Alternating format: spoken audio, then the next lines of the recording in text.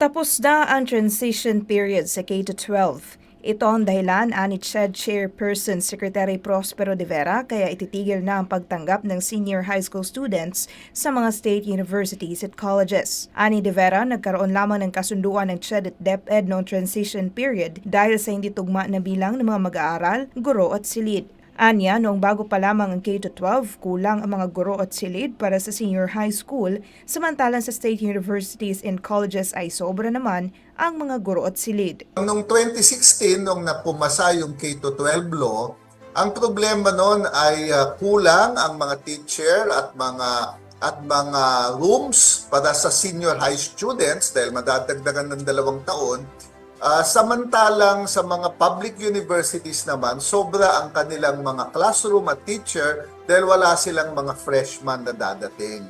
Kaya merong agreement ang DepEd at saka CHED noong 2016 na sa transition period, pwedeng mag-offer ng senior high ang mga public universities para magamit yung excess room capacity nila at saka mga teachers habang nagtra-transition tayo sa K-12.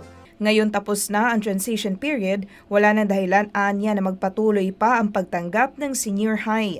Ngayon, tapos na ang transition period. Puno na ang mga state universities and colleges, kailangan na nilang gamitin ang mga kwarto at mga teacher. Kaya't wala nang basihan para sila ay magpatuloy na mag-offer ng senior high school. Tapos na yung legal basis nito. Ito yung agreement ng DepEd at CHED. Kaya itong nakaraang 2 taon, pinagsasabihan namin ang mga public universities, i-wind down nyo na yung inyong senior high dahil wala ng legal basis yung inyong pag-offer ng high school. Yung mga public universities, nung create yan by law, sila ay dapat higher education institutions. Hindi sila high school. Sila ay universities and colleges. So ang dapat na ino-offer nila ay mga degree program sa higher education.